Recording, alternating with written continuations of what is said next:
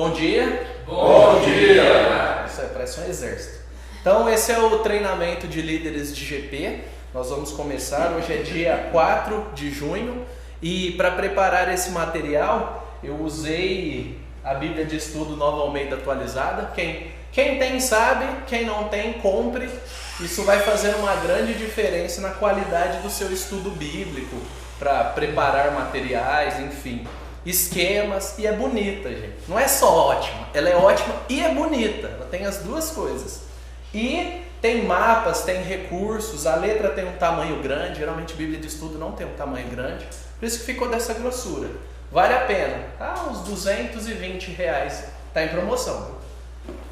Eu usei também Tito para você, que a gente usou na classe de Tito aqui no semestre passado. E é um material extremamente aplicável, você vê que é fininho, mas nem por isso é menos profundo. Também tem essa série de comentários aqui, né? 1º, 2º Timóteo e Tito. A gente chama de comentário das bolinhas. Vocês imaginaram por quê? Esse monte de bolinha aqui.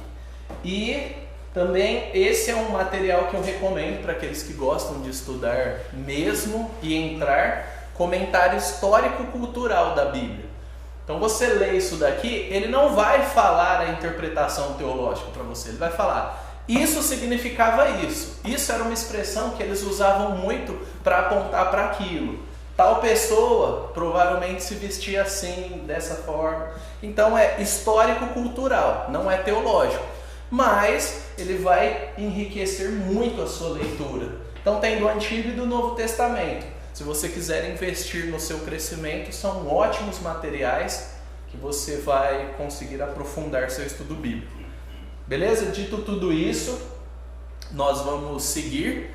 Então, eu quero que vocês fiquem atentos às introduções que nós faremos ao assunto, porque elas são muito importantes. De quem que a gente vai falar? Da carta de Paulo a Tito, né? Fica até engraçado, Paulo a Tito. Então, Paulo a Tito, apóstolo Paulo. Existem muitos debates aí, mas teólogos liberais que querem ficar descrendo da Bíblia, discordam de tudo. Então nem vou entrar nesse ponto, porque a maioria dos teólogos que são sérios, conservadores e bíblicos, não tem dúvida de que Paulo escreveu essa carta. Ela foi escrita para Tito, que era um discípulo e amigo de Paulo. Mais novo, alguém que foi discipulado por Paulo, possivelmente evangelizado por Paulo, não tem uma origem judaica, ele era um gentil. E Paulo fala de uma forma muito carinhosa com ele no versículo 4, né? No capítulo 1, versículo 4. O verdadeiro filho, segundo a nossa fé comum.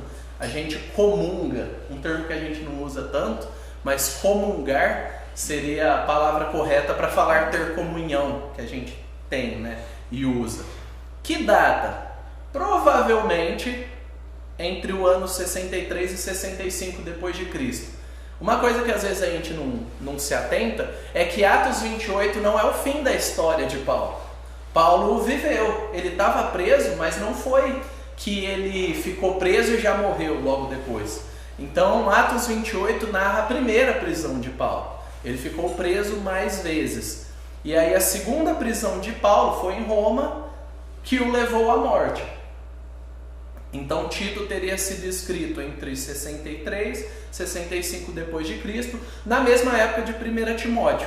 Então, é interessante que você perceba que para Timóteo, a primeira carta, ele vai trazer um tom pastoral falando, você tem que pôr a igreja em ordem, e para Tito ele vai trazer também. Só que, qual que era a preocupação de Paulo? Eu vou morrer. Eu sou o apóstolo que plantou igrejas aos gentios e eu preciso cuidar das pessoas que eu discipulei. Eu quero ajudá-los até o último minuto que eu puder. Enquanto tiver pena e papiro para escrever e pergaminho, eu vou ajudar esses caras. E aí ele escreve para Timóteo, escreve para Tito. Qual que era o contexto cultural? Aqui a gente tem Nero, que foi o imperador que botou fogo em Roma, culpou os cristãos, aí o pau quebrou mesmo. Aí o pessoal já tinha chilique com os cristãos, aí pegou ódio. Porque não importa a verdade, o que importa é a narrativa e quem divulga, né? Nunca foi diferente. Então, até você descobrir de fato que a culpa não era dos cristãos, mas do imperador louco, muita gente morreu, foi uma carnificina. Então, o reinado de Nero vai até 68. A tradição cristã diz que Paulo morreu durante o reinado de Nero. Então aqui a gente está falando dos 45 mesmo, do finzinho da vida de Paulo. Velho, tinha vivido inúmeras coisas, plantado igrejas, e aí a gente tem esse tom pastoral. É tipo o resumão. Falar, se tudo que a gente viveu e creu é verdade mesmo, e nós cremos que é, você precisa batalhar pela fé, Timóteo. Você precisa batalhar pela fé, Tito. E aqui a gente tem um mapinha, que eu espero que vocês estejam conseguindo ver, que é da NAA de estudo. Essa é a ilha de Creta. Então você tem Corinto aqui acima, você tem Éfeso, Colossos, Antioquia. E Paulo possivelmente estava em Corinto nesse momento. E lá no capítulo 3, versículo 13, Paulo, quando ele está encerrando a carta, ele fala: eu vou mandar Tíquico ou Ártemas para te suceder aí no ministério em Creta, e você vem se encontrar comigo em Nicópolis. Paulo queria vir para cá no inverno, possivelmente porque o objetivo dele era seguir sentido Roma, se pudesse, e sair pregando o evangelho até a Espanha, como diz lá em Romanos. O objetivo de Paulo era pregar o evangelho onde fosse o mais extremo, que não tivesse igrejas. Então aqui a gente tem no mapa, a gente tem uma noção de que não é uma ilha gigantesca, mas tinham igrejas lá e Paulo queria ordenar essas igrejas de acordo com a própria palavra, queria cuidar daquelas igrejas. Mas era uma das maiores ilhas, né, Paulo? Comparada com as outras é grande. Comparado com o nosso país é pequeno. Mas era considerado, se você for pensar, uma ilha grande, pequena para nós, né? E a gente tem ali também todo esse Mar Negro aqui, que vai tocar a Rússia, e você tem povos aqui ao redor. E o evangelho foi indo. Sabe, a gente não tem noção, não tem documentos de cada cristão que saiu, que ouviu e foi embora. Na época chamada de Anatólia, região ali para cima. Então a gente tem muito do que está na Bíblia, o que tem na tradição. Mas imagina que não se resume a isso. Cristãos, pessoas que não eram cristãs, ouviam o evangelho passando por Jerusalém, por essa região, voltavam para sua terra e o evangelho se espalhou. Então quando a gente pensa em Paulo, ele fala: eu quero ir não onde já tem um monte de igreja e gente pregando, eu quero ir onde tem zero gente pregando. Então ele tinha planejamento, ele queria que Tito o acompanhasse. Isso é muito importante. E a gente tem uma questão da autoridade de Paulo aqui como apóstolo, como aquele cara que estava olhando para a igreja e direcionando a igreja, que faz o quê? Ele envia Tito para ficar organizando a igreja como pastor, e ele orienta Tito, mas fala: daqui a um tempo eu vou enviar outra pessoa para continuar o trabalho, eu quero que você venha se encontrar comigo. Então é uma mentalidade interessante aí de um trabalho de equipe, onde não era necessariamente aquilo que ficava na mão de um, mas todo mundo trabalhando junto, né? Várias pessoas. Por quê? Porque é o tamanho disso aí. Não dá para alcançar o mundo sozinho, mas a igreja alcança e tem alcançado, né, cada vez mais. Então, qual seria o tema que eu coloquei? Eu fiz algumas alterações. Alguém lê, por favor. A ligação inseparável entre o evangelho, liderança e o comportamento e vida dos cristãos é o eixo dessa carta. Esta mentalidade providencia a base para a crítica aos falsos ensinos e as orientações práticas para toda a igreja. Então, algo que é vital para a gente entender a carta de Paulo a Tito, a epístola, Paulo estava preocupado não em discorrer um grande tratado teológico. Paulo estava preocupado em pegar a verdade que ele sabia que tinha sido pregada porque ele pregou, que ele sabia que tinha sido aprendida por Tito porque ele discipulou Tito, e falar: essa é a verdade, agora vamos viver de acordo com a verdade. Então tem uma ênfase muito prática. E ele usa essa verdade, que ele não vai aprofundar tanto, que já é profunda por si só, e ele fala: o jeito dos falsos mestres viver é diferente do jeito da palavra. Logo, você precisa confrontar essas pessoas. Eles destoam. Eles não são nós. Existe um nós e existe um eles. Os mestres que vão ensinar, o que daqui a pouco a gente vai ver, eles são outros. Eles precisam ser confrontados. E a questão aqui que a gente vai ver ao longo de toda a carta, que tem que ficar gravada, é: o evangelho é a base. Ele é o padrão para a liderança. O padrão não é a minha e a sua experiência. O padrão não é o passado. Não é a igreja que você veio há 30 anos atrás. O padrão é o evangelho. Então ele molda todos nós. Então a gente não precisa ficar preocupado em fazer um ao outro igual. Nós vamos ser igualados na doutrina, na verdade. A igreja vai dar um direcionamento, mas o objetivo não é que nós sejamos iguais, mas que nós sejamos moldados pelo evangelho. E aí isso vai dar a igualdade certa, vai dar a originalidade certa para cada um, em cada contexto, em cada grupo. Esse evangelho molda a qualidade da liderança. Os líderes precisam ser de acordo com o evangelho. E o comportamento de toda a igreja vai ser de acordo com os líderes. Essa é a maneira que ele colocou. Por quê? Porque os líderes nada mais são do que os membros da igreja mais maduros. É isso que deveria ser. Então, a liderança ela é visível, ela tem essa responsabilidade, esse peso a mais, porque o líder tem que ser maduro. E aí ele vai modelar, ele vai ser um modelo, ele vai ser para quem os outros cristãos olham, inclusive os novos na fé. Nessa estrutura, Paulo critica os falsos mestres e os diferencia, né? Basicamente o que ele está falando: o evangelho tem que gerar discipulado. O evangelho tem que gerar gente coerente com o evangelho.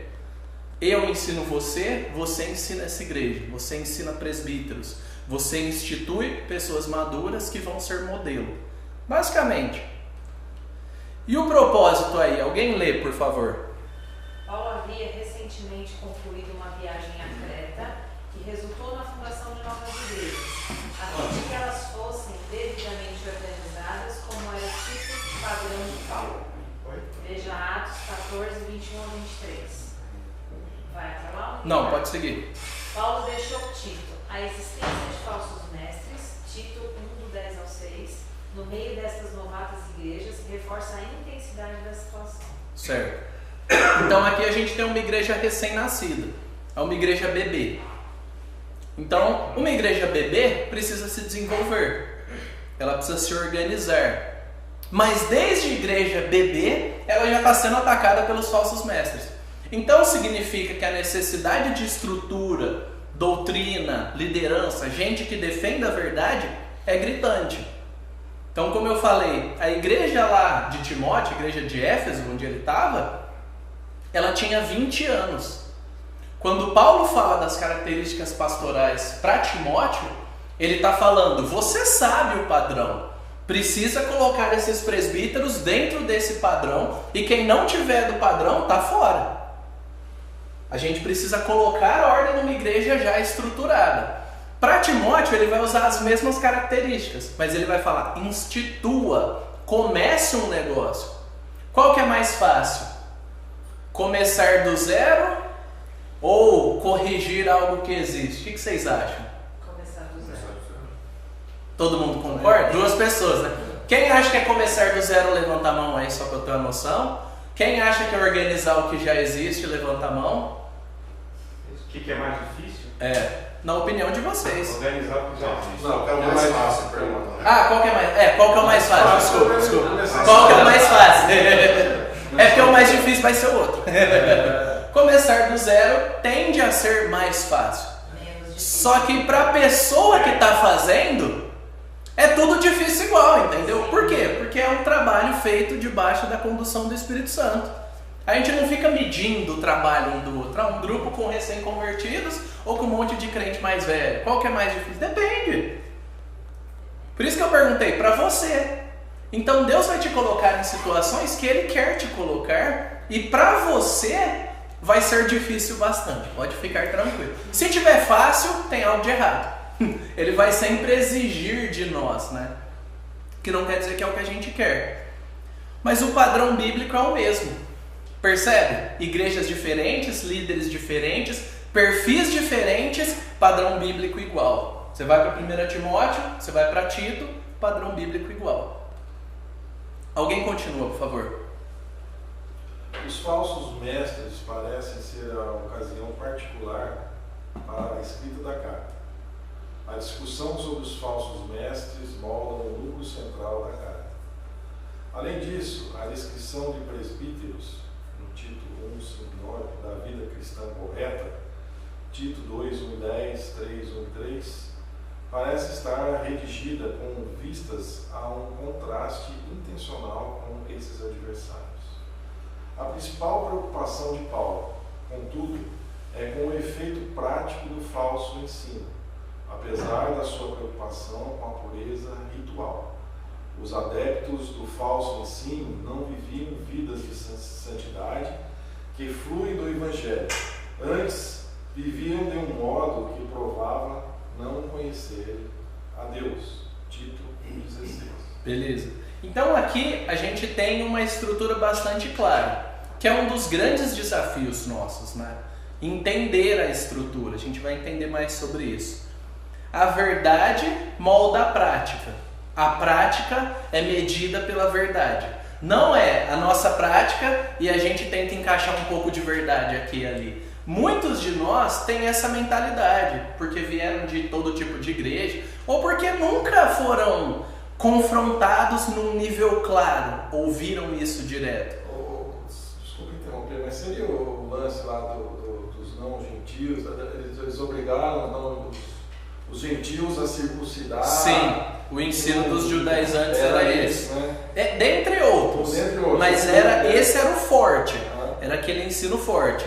Então o conteúdo desses falsos mestres era circuncisão, aí tem um termo que fala lá em Tito 1:14 das fábulas judaicas. Fábula judaica só interessa judeu. Só que a gente tem um ponto nessa igreja. Creta tinha uma comunidade grande de judeus. Então essa igreja tinha judeus convertidos e tinha os judaizantes, que eram os falsos mestres que estavam perturbando lá. Então não é todo mundo gentil, é uma igreja mista, que já propõe uma grande dificuldade, uma igreja mista. As pessoas são muito diferentes. Segundo ponto, vem judaizante. O judaizante vai querer ganhar espaço com quem? Com quem já é judeu, com quem ele pode ter comunhão. Mas o judaizante é um falso mestre. O que acontece com o gentil nessa situação? Ele é deixado de lado. Ou ele se submete ou ele está fora. Os mesmos problemas que sempre perturbaram a igreja até hoje. Se você não se encaixa no padrão social tal, você está fora. Se você não se encaixa no padrão de vestimenta tal, ou na linguagem tal, ou na região tal que você mora, sempre existiu e sempre vai existir. A questão é como a igreja lida. Agora existe uma diferença da prática errada para a doutrina errada. O tom de Paulo aqui é extremamente forte, por quê? Porque tem uma doutrina errada que vai gerar a prática errada.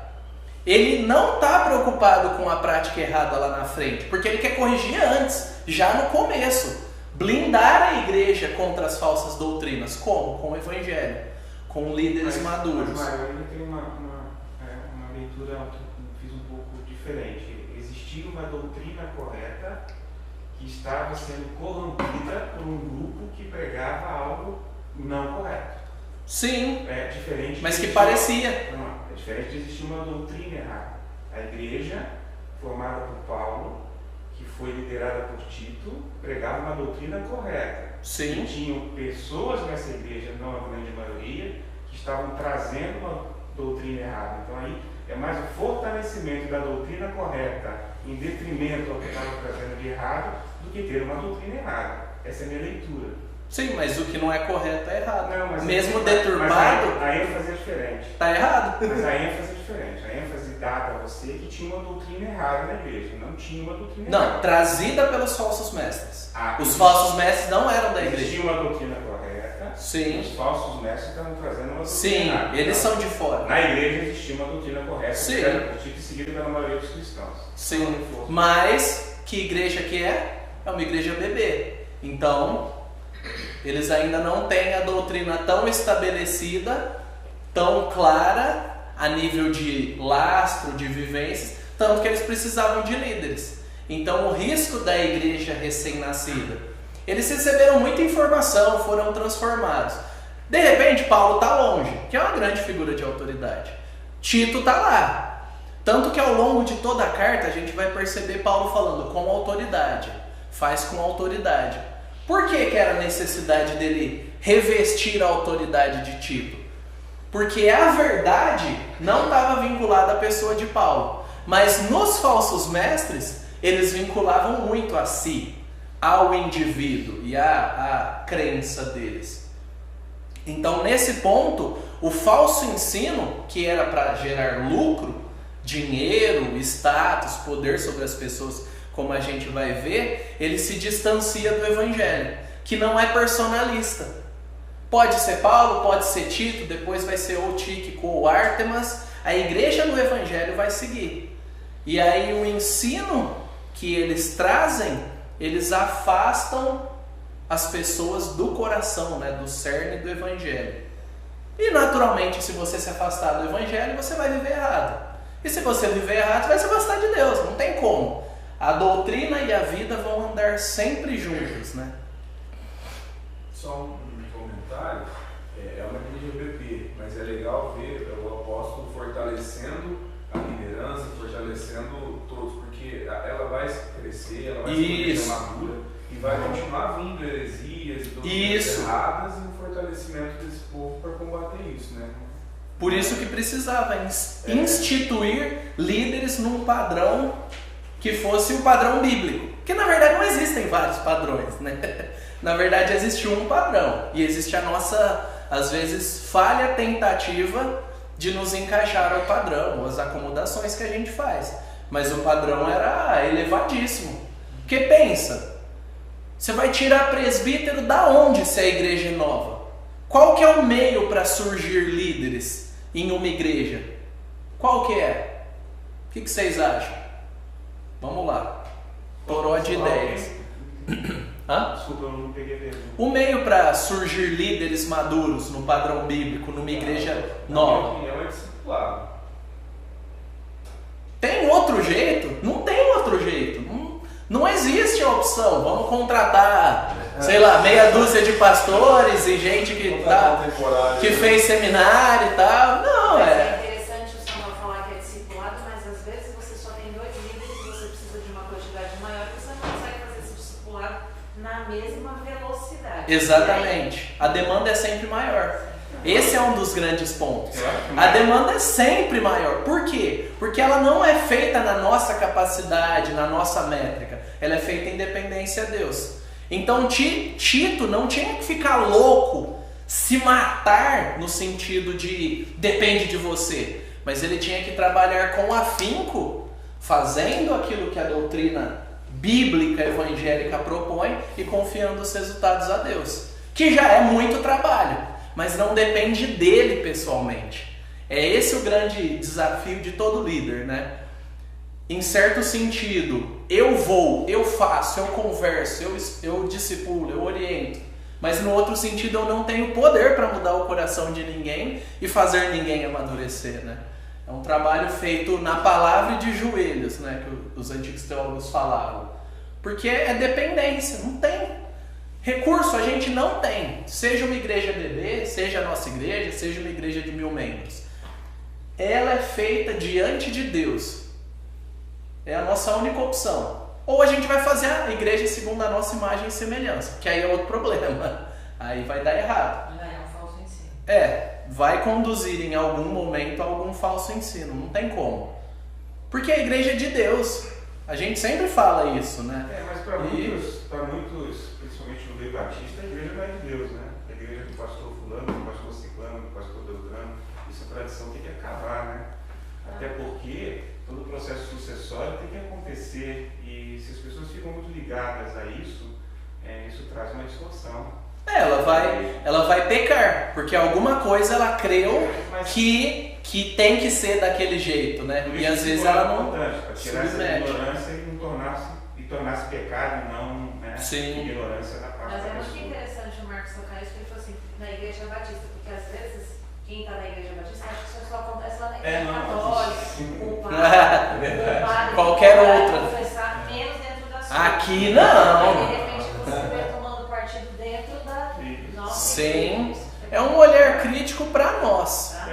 O que nos cabe é olhar para nós. E nessa importância das instruções de formar presbítero para quê? Para que haja a sucessão. E assim ele possa ir para outros campos, plantar novas igrejas com a experiência que ele tem e assim se... E esse trabalho é muito natural. É muito natural. Tem gente que vai ficar muito tempo em um lugar? Tem. É saudável hoje? Hoje a gente tem uma estrutura diferente. Mas não é padrão fechado, tal, tem que ser assim. Então cada igreja é um organismo vivo, é uma família. Por isso que essa dependência e sensibilidade daquilo que Deus quer de nós, segundo a palavra, vai exigir cristãos maduros, vai exigir liderança madura, vai exigir gente que vai se submeter mais a Deus do que a sua própria ideia do que Deus quer, que é um dos grandes pontos. Então esse falso ensino... Mário, só pode falar. Uma recordação, a gente leu o livro de Tito no GP, né?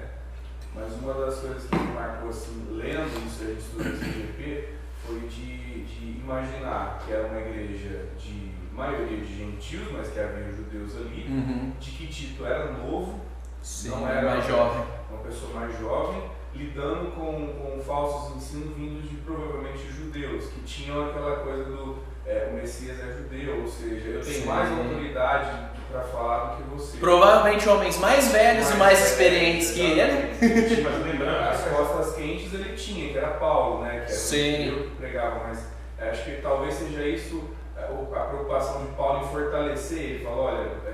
com autoridade. Exatamente, autoridade, porque independente de ser um gentio, de ser novo, o que eu te falo é a verdade. Eu acho isso muito... Isso. A autoridade vem da verdade. Ele participou do ministério de Paulo em Corinto também, está lembrando disso. Né? Sim, não é o primeiro ministério dele. Não era o primeiro, alguém já experimentado, apesar de jovem, ele é o Sim.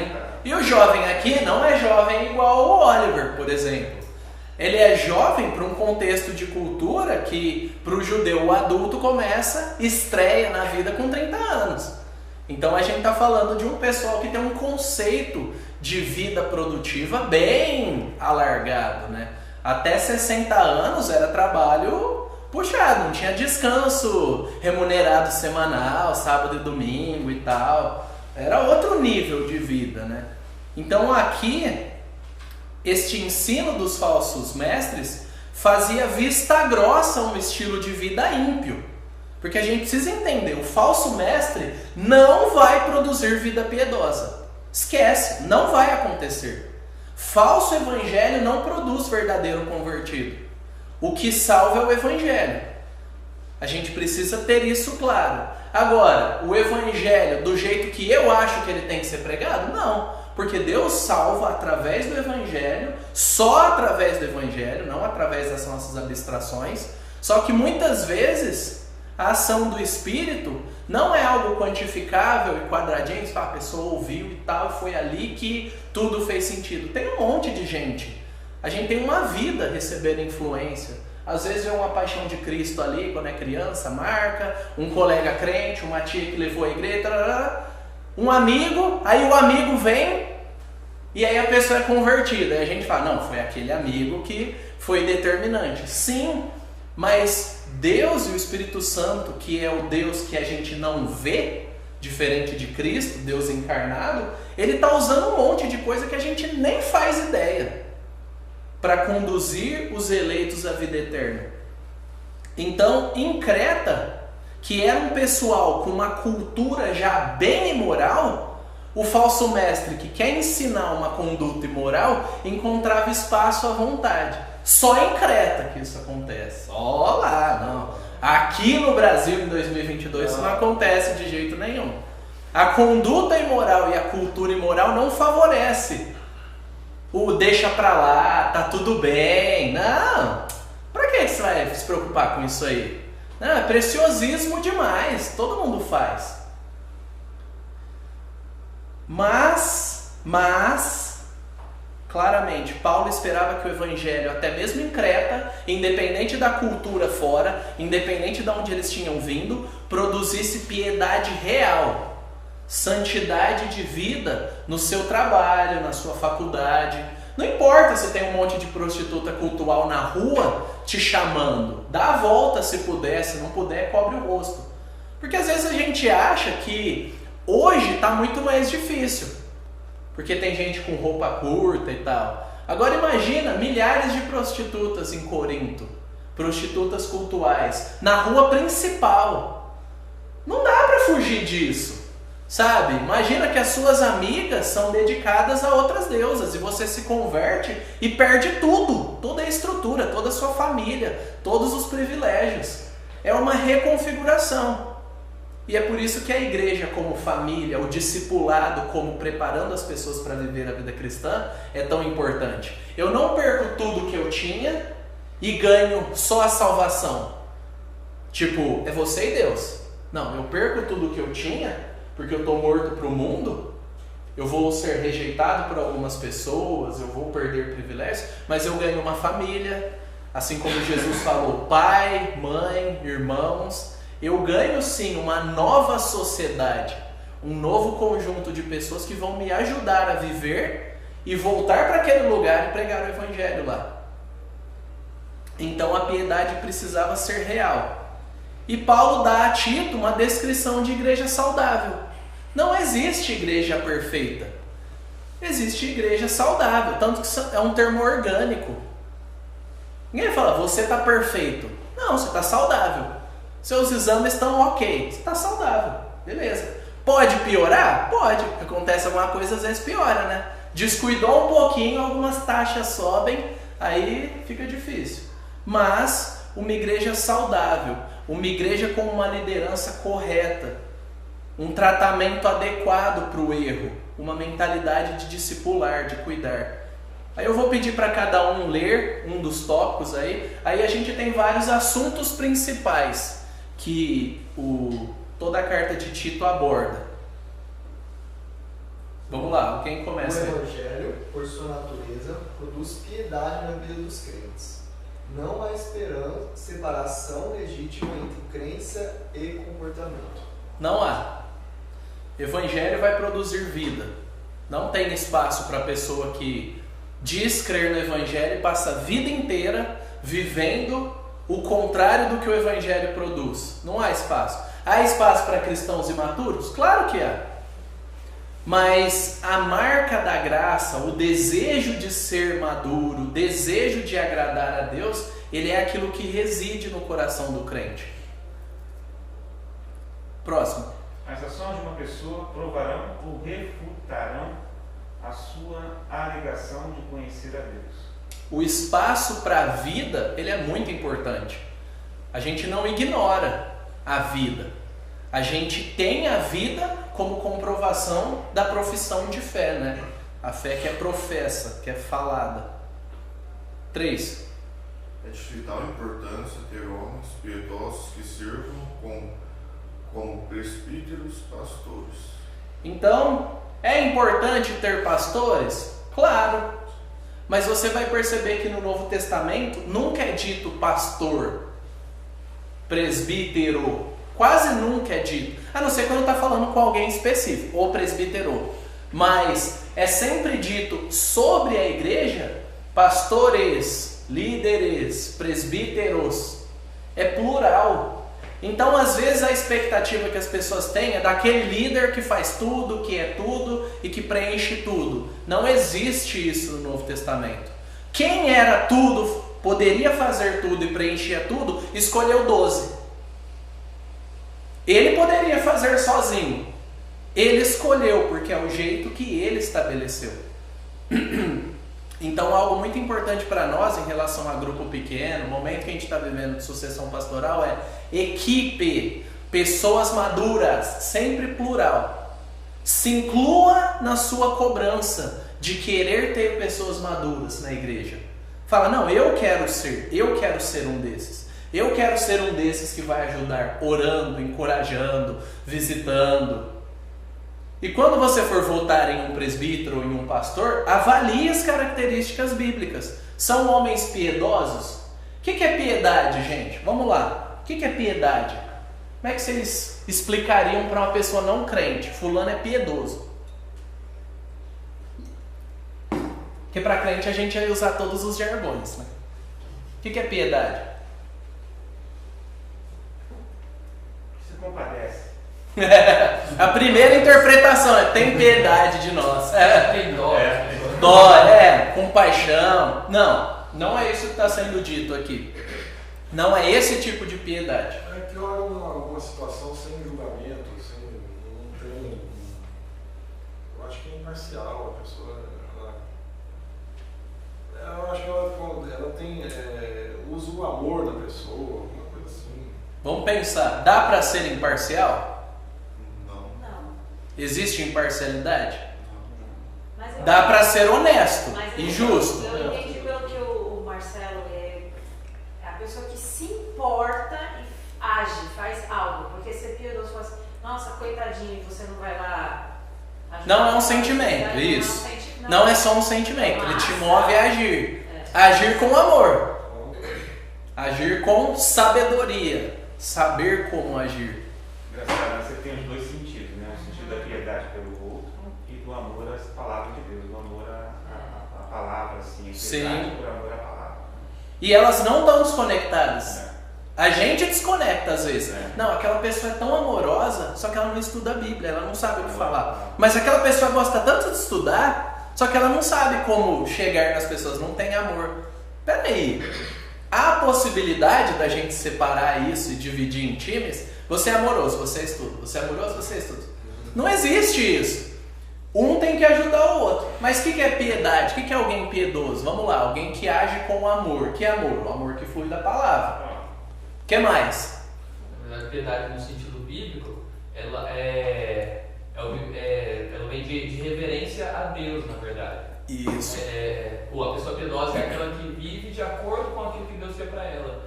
Por exemplo, a gente falou bastante de amar o outro, né? Eu posso ser uma pessoa impiedosa no sentido bíblico e mesmo assim, em certa medida, amar as pessoas. Me preocupar com as pessoas, entendeu? Eu posso ter a piedade no outro sentido, de ter pena das pessoas, me compadecer. Isso. Só que isso não é piedade no sentido bíblico. A piedade no sentido bíblico é aquilo que eu faço, não porque eu acho que é certo, porque eu tenho dó das pessoas, enfim, mas é aquilo que eu faço porque Deus quer que eu faça assim, né? Isso. Então a piedade na Bíblia é isso, é viver em reverência a Deus. O que ancora, o que qualifica o piedoso ele é sensível a Deus e obediente, pensando num aspecto abrangente. A piedade é ser sensível a Deus. Eu sou sensível a quem eu conheço. Eu conheço Deus, Ele me conhece, Ele se revelou na palavra. Em Cristo, eu tenho um relacionamento com Ele e eu obedeço. O cristão piedoso é aquele que fala para Deus, ouço e obedeço. Basicamente. Mas ele sente também, ele sente a dor do outro. Ele se preocupa com a maneira que o outro vai pensar e vai viver. Então, por isso que ele é piedoso, isso envolve o relacionamento com os outros. Os presbíteros e pastores, os líderes de grupo pequeno e todos aqueles que se envolvem num cuidado ministerial, que significa todo o ministério da igreja, que a gente está cuidando e promovendo o bem das pessoas para que elas creiam no Evangelho e amadureçam, precisa ter essa postura, ser um homem piedoso. Um homem cruel não é um homem piedoso. Contrastando aí. O 4. Uma vida verdadeiramente cristã encomendará o Evangelho a outros. Olha que legal. Uma vida cristã comprometida vai gerar rejeição? Jesus foi rejeitado? Ele tinha uma vida cristã? Ele é o Cristo, Ele é o padrão. Ele foi rejeitado. Mas Jesus foi amado também? Foi admirado? Sim. A gente vive nessa tensão. O mundo nos rejeita, e em determinado momento quem nos rejeita chega e fala, cara, eu tô com um problema, me ajuda? Não é para fazer sentido, é vida. Não faz sentido isso, humanamente falando. É isso que eu quero chegar. Isso não é piedade? Isso não é você trabalhar imparcial com o que a outra pessoa pensa ou não? Se ela está precisando de ajuda, você não vai lá também imparcialmente e dar o apoio? Não é imparcial porque você é cristão. Não, tá. É que não existe imparcialidade, Sim. porque você é cristão, ela não é. Imparcialidade seria você ser neutro. Ninguém é neutro. Ela precisa de ajuda e você, como cristão, deve ajudar. Isso não é neutralidade. Mas é sem condenação. Sem condenação, tá? Isso. Sem condenação. Essa é a palavra certa, é isso. Você vai visando o bem da pessoa de acordo com a palavra. É porque o termo imparcial não encaixaria tão bem aqui, né? Mas você vai sem condenação. Você vai julgar? Claro, nós julgamos. Se alguém fala, Mário, trai minha esposa. Ué, eu vou julgar. Como? Eu pego a palavra e falo. A Bíblia diz isso. Está julgado já. Eu não preciso dar a minha opinião. Agora, julgar quer dizer condenar e jogar as pessoas fora? Não. Entendeu? A gente tem que julgar para poder qualificar, porque às vezes a pessoa vem com uma dúvida. Ah, sua vida recomenda o Evangelho. Quando eu estou com você, eu sinto que tem alguma coisa errada em mim. Quando eu estou com você, parece que, parece que, não sei dizer. Quantas pessoas não se aproximam desse jeito? Você tem um negócio diferente, alguma coisa. Aí você fala do Evangelho, a pessoa tá, ok. Mas ela precisa que você aplique o Evangelho à vida dela. Que às vezes o segundo passo. Falar, o que você acha de mim? Como é que eu poderia viver isso? Que é onde a gente tem dificuldade. A gente joga o conteúdo de Cristo, morreu, ressuscitou, tem que se arrepender e crer. E beleza, Deus faz a mágica. Mas às vezes a gente precisa caminhar com a pessoa e falar, por exemplo, essa postura sua aqui, o nome que a Bíblia dá para isso é orgulho, soberba. A proposta de Jesus é essa. A gente aplica o Evangelho. A vida que recomenda o Evangelho é uma vida que tem o Evangelho aplicado. A pessoa vê a aplicação. Ela pode não conhecer o conteúdo claramente, mas ela fala, a fonte dessa postura é outra, é diferente. Tem alguma coisa diferente. É que as pessoas também não sabem o que dizer, né? Por isso que a gente tem que pregar o Evangelho para elas saberem. Nesse ponto, eu tenho quase certeza que é nesse livro, inclusive, né, ele traz um artigo que, se eu não me engano, um jornalista ateu escreveu, falando do exército da salvação, né? Então ele é ateu e fala, não acredito em Deus, mas nos meus estudos eu cheguei à conclusão de que as pessoas que professam essa fé, elas tendem a ajudar muito mais as pessoas que não creem e tal, e assim, no final das contas ele percebe que aquilo que aquelas pessoas acreditam é algo que as torna melhores, né? No final das contas. Sim, né? na avaliação dele. Na avaliação dele, né? Então ele mesmo sendo ateu, ele consegue admirar as pessoas que são cristãs, não por causa da fé que elas têm nada do tipo, mas pelo que elas fazem, né? Isso tem a ver com como o Evangelho ele pode se tornar atrativo, né? Através das boas obras. Que é o que a gente vai ver. Causa movimento. Próximo, falando sobre boas obras. As boas obras têm um lugar importante na vida dos crentes. Amém? Amém. A gente costuma falar que a salvação não é por obras, né? Aí parece que a gente trava com o termo boas obras e tal. Parece que não, né? Parece que não é boas obras. Não, é boas obras sim. Boas obras, fruto do Evangelho. Mas são boas obras. A gente tem que produzir. O Domingos pregou uma mensagem, né? Produtividade, vitalidade e produtividade. A gente tem que produzir. Evangelho não é só sentimento. O Evangelho molda os nossos sentimentos, mas entra na realidade. Então as boas obras têm lugar importante na vida cristã. Sexto. É importante lidar de forma clara e firme com o erro doutrinário e moral dentro da igreja. Agora eu quero causar aqui para vocês. Qual que é pior? Mais destrutivo? Um erro doutrinário grave, heresia, ou um erro moral? Eu não estou falando da forma de tratar, eu estou falando do fato em si. Qual que vocês acham que é mais destrutivo? Na minha opinião, doutrinário, porque ele vai entrando em várias áreas da igreja. O enxerga. E o doutrinário, ele vai meio que serpente, ele vai em todos os lugares, às vezes imperceptível.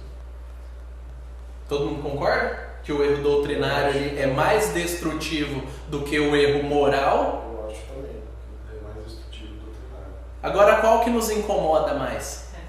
Você ouvir que fulano traiu a esposa ou que fulano está ensinando uma heresia? Na nossa experiência, essa é a nossa configuração. A gente está muito voltado para a prática e para o comportamento, porque no fundo, a gente é influenciado pelo ambiente que a gente vive. Tem espaço para você crer na sua verdade, sim. E a gente traz essa mentalidade para a igreja. Mas olha, vamos pensar na lógica. Se eu tenho um parâmetro estável e alguém erra, esse parâmetro correto me ajuda a corrigir, certo? Se eu tenho um parâmetro torto, como é que eu vou corrigir? A pessoa está assim, está assim, está assim? Não tem como. A trajetória já vai dar errado. Por isso que o falso ensino é tão grave. Porque ele tira a nossa única condição de poder corrigir os outros. Por isso que disciplina bíblica é tão importante. Por isso que verdades doutrinárias sólidas, claras, ensinadas a todo mundo são importantes. Porque isso é estabilidade para nós. São verdades que você pode descansar. Ela não vai ficar mudando. Na situação do fulano muda, na situação do cicrano muda. Não. E isso deu estabilidade para Tito conduzir a igreja e para confrontar os falsos mestres. Que poderiam ser pessoas ricas, influentes, bonitas, simpáticas, melhores do que ele para comunicação, que tinham amigos melhores, mas ainda eram falsos mestres. E ele tinha que pagar o preço. Então, muitas vezes a gente vai encontrar pequenos desafios no grupo pequeno.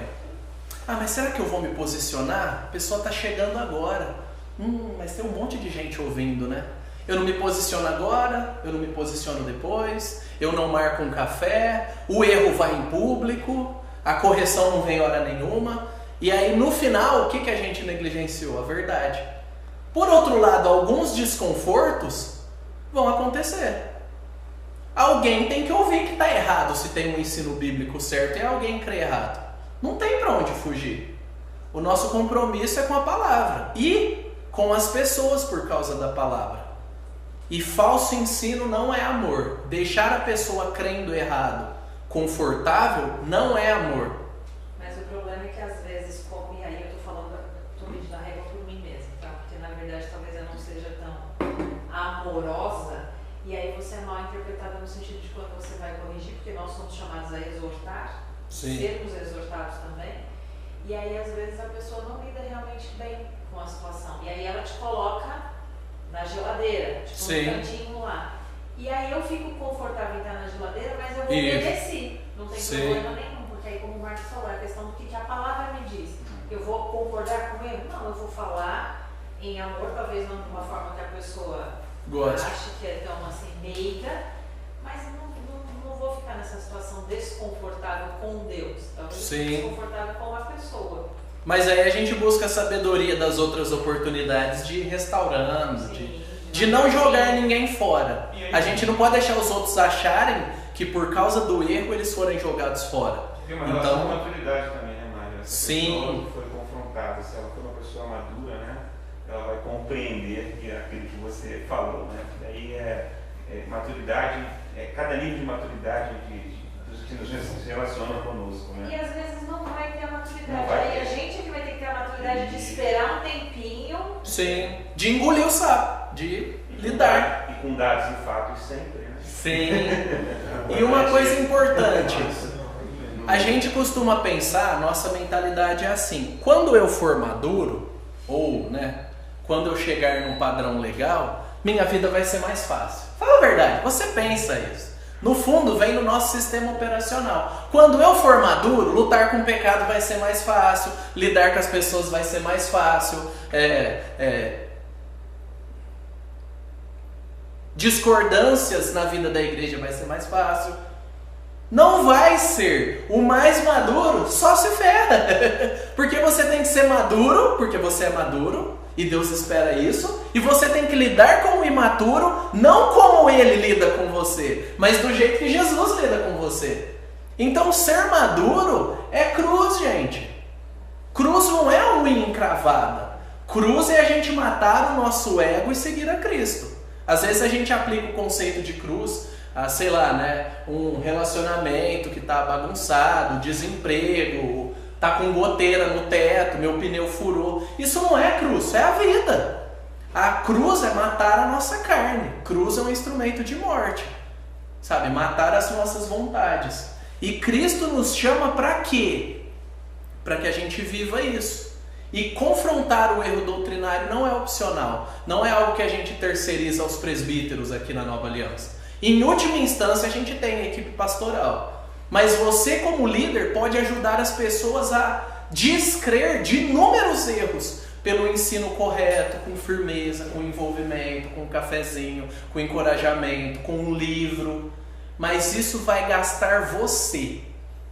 Não tem como terceirizar. Vai demandar de você. Isso vai mexer com você. Mário, ocorreu uma coisa aqui, né? Lembrando que esse discipulado informal ele é tão importante quanto o formal, ou até mais importante que o formal, no sentido de que você está com a sua vida no dia a dia cuidando.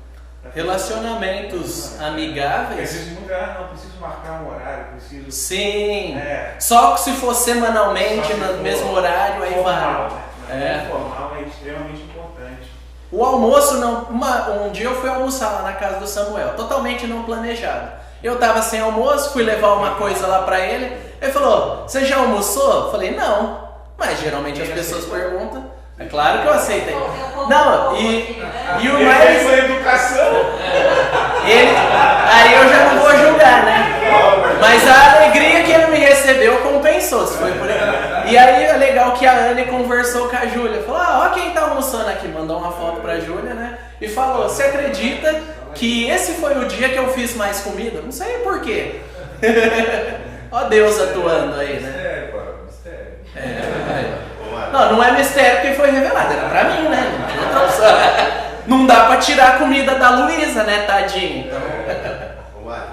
eu penso assim, essa parte do erro doutrinário, né? A preocupação grande é assim, às vezes o erro doutrinário, ele entra no meio da igreja sutilmente. Sim. Né? Então você pega, ele pode entrar pelo meio do líder, sim, do grupo pequeno, né?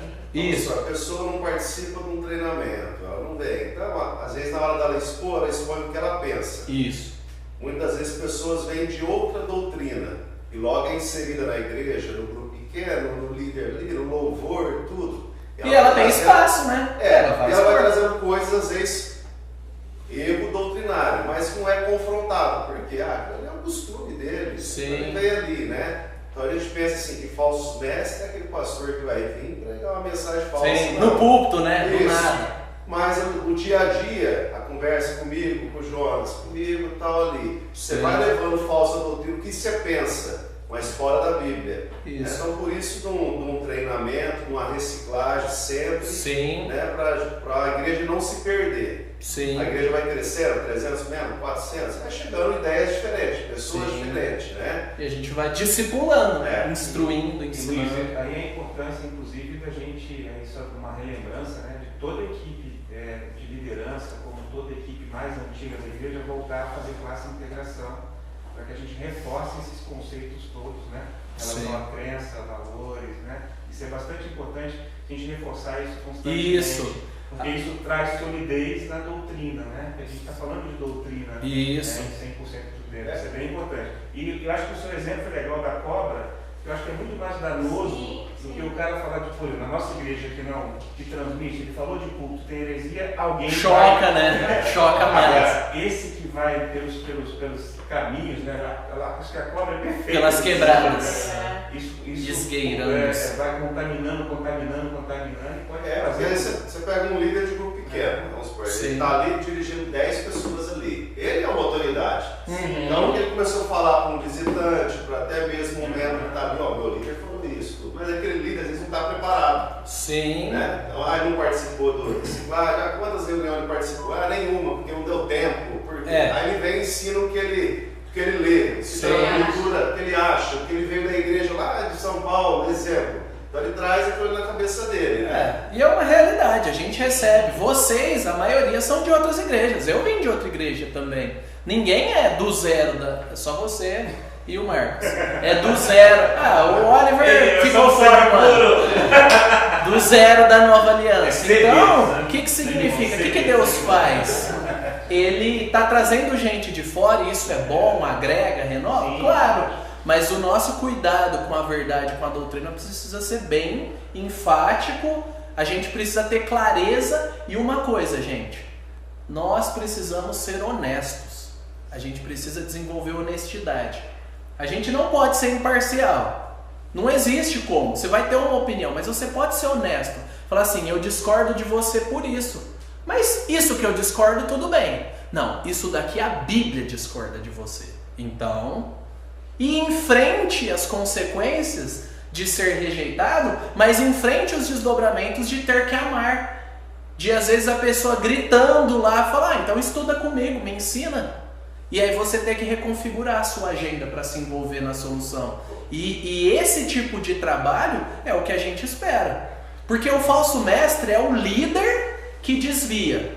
Não é o crente normal que é imaturo ou que não aprendeu. A gente tem dois tipos de tratamento. A gente discipula o crente normal, a pessoa que se submete. O falso mestre é aquele cara que é líder, que ele já tem a doutrina dele, que ele tem o projeto dele. Tanto que para ser líder na nova aliança, quantos anos de membresia precisa? 2. Falou tão rápido que eu falei, gente. Vocês sabiam disso? E contando aqui. Vocês sabiam disso? Tava claro para todo mundo? Para ser líder demanda 2 anos de membresia. O que isso significa? Tempo. É verdade. Vamos ler o último aqui e tomar um café. Bom que o Oscar me lembrou. Vocês se empolgam aí. Vamos lá, o último. O 7. O Evangelho é a base para a ética cristã. O Evangelho é a base, gente. Evangelho. O que Jesus é, Deus homem, o padrão que ele viveu, o ensino, é a base para nós. Não tem outra. E se a gente tem dificuldade de aplicar, a gente se junta, a gente estuda, a gente lê, a gente aprende. Não dá para a gente ficar vivendo uma ética moldada pela sua mentalidade de trabalho, pela sua faculdade, pela sua classe de trabalho. Não, porque advogado é assim, porque médico é assim, porque vendedor é assim, eu trago essa mentalidade para a igreja. Não, você é cristão e você leva a ética bíblica para lá. E é assim que a gente vive. Que o contrário é extremamente importante, verdadeiro e dá sucesso. Sim. A Bíblia para todos esses meios. Isso. Mesmo que não sempre. Mas no final, a longo prazo, os frutos vão vir. Então vamos fazer uma pausa para o café? Então, vamos voltar aí para a segunda parte do nosso treinamento. Tudo aquilo foi introdutório. É a introdução. Qual que é o esboço? O esboço de Tito é bastante claro, vai divergir talvez pouco. Por quê? Porque o esboço é a estrutura de assuntos que o autor colocou. Entender o esboço nos ajuda a entender a estrutura do texto. Então, por exemplo, introdução, capítulo 1, os versículos de 1 a 4, é muito claro. A ocasião da carta, a necessidade de uma liderança fiel, capítulo 1, dos versículos de 5 a 9. Qual é o problema? Aí o problema geralmente é mais bem tratado, né? Você percebe que ele usa mais versículos para tratar. Que é capítulo 1, de 10 a 16. O problema são os falsos mestres. E aí a gente tem Tito 2, de 1 até 3:8, um grande bloco que vai trabalhar sobre a vida cristã, mas o contexto é um contraste com os falsos mestres. Ele está ensinando a verdade em contraste com o padrão dos falsos mestres. Aí a gente tem o viver adequado de acordo com grupos de idade e gênero, então Tito 2, de 1 a 10. A gente tem uma base evangélica, eu achei legal, eu peguei esse esboço da NAA de estudo, porque ele coloca tipo um resumo entre cada bloco que ele vai trabalhar. Tipo, ó, o jeito de viver é esse. Aí ele coloca uma maneira de explicar o evangelho, uma base. Aí ele vai trabalhar outra parte, uma base. Então a gente vai ver as partes da base evangélica nos versículos de 11 a 14 do capítulo 2. Aí a gente tem o mandamento resumido, né? Tito 2,15, que justamente vai falar sobre a questão da autoridade. A gente tem o viver adequado, especialmente com respeito aos de fora. São 2 versículos muito importantes ali, porque ele está falando da vida comum de cada um, aí ele coloca essa parte. Mas como que a gente vive com os de fora? Como é que a gente se relaciona? Aí outra vez uma base evangélica, ele vai trazer o evangelho, a gente vai dar uma olhada aí, num outro linguajar. E aí o mandamento resumido em Tito 3,8. Então tem 2 bases evangélicas e 2 mandamentos resumidos. E aí depois ele vai falar sobre os falsos mestres, em Tito 3, 9 a 11, e ele encerra com uma exortação. Exortação e encerramento, Tito 3, de 12 a 15. Esse é o esboço da carta. Então lembrando, gente, que o objetivo, quando a gente pensou em dar uma carta ou um livro panorâmico, é para que você consiga, para que você aprenda a estudar a Bíblia. Isso daqui é ferramenta. Se você souber, você consegue estudar com uma Bíblia normal. Minha Bíblia não tem comentário nenhum, só tem versículos linkados aqui, né, as referências. Então você consegue pegar e identificar os pontos. Por quê? Porque você é um ensinador. Você pode não ser o ensinador único do seu grupo, e nem é bom que seja, mas você precisa saber estudar a Bíblia. Por isso um panorama, você conseguir pegar um texto bíblico e entender, não dá uma interpretação da sua cabeça, sendo que tem um contexto aqui. Então Paulo não está falando para você hoje aqui direto, ele está falando para alguém, esse alguém é Tito, num momento, num contexto.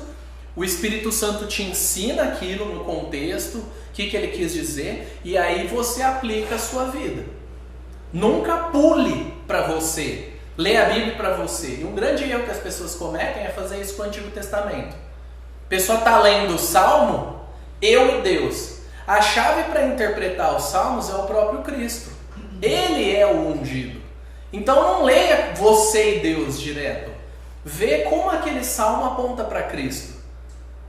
Ah, quem subirá ao monte do Senhor? Quem é aquele que tem as mãos limpas? Quem é aquele que pode adorá-lo? Cristo, não é você. Não é Deus falando, seja perfeito para me cultuar. Você lê a Bíblia, você ora, você fala, Deus precisa de alguém perfeito. Ah, alguém perfeito já veio. E porque o meu Salvador me salvou, eu posso desfrutar de todos os benefícios da aliança, todas as promessas do Antigo Testamento. Então não se apresse em ler a Bíblia e já jogar. Ah, então isso quer dizer isso. Porque aqueles versículos que falam, foi Deus e matou, quando você tiver com problema no trabalho, você vai ficar tentado a reagir mal. Aí você pega Jesus chicoteando lá os cambistas lá no templo, você já vai achar, vou chegar na igreja, eu discordo, vou na reunião, dar o tapa na mesa e xingar todo mundo. Não, peraí. Não é assim. Tem uma interpretação dentro do contexto bíblico. Então por isso que existem esses estudos. Então vamos lá. Aqui eu preciso que vocês sejam ágeis e leiam. A gente não vai conseguir tratar tudo, mas eu tenho alguns destaques importantes. Então alguém lê aí. Paulo, servo de Deus e apóstolo de Jesus Cristo, para promover a fé que é dos eleitos de Deus e o pleno conhecimento da verdade segundo a piedade. Escrevo na esperança da vida eterna que o Deus, que não pode mentir, prometeu antes dos tempos eternos. E no momento oportuno manifestou a sua palavra mediante a pregação que me foi confiada por ordem de Deus, nosso Salvador. A Tito, verdadeiro filho, segundo a fé comum, que a graça, a paz da parte de Deus e de Cristo Jesus, nosso Salvador, estejam com você. Então vamos lá. Existe uma esperança prometida na eternidade. É o que está falando aí nos versículos de 1 a 3. Deus prometeu a quem na eternidade, antes da criação, que essa esperança se cumpriria? Porque ele promete antes da criação, é antes dos tempos eternos.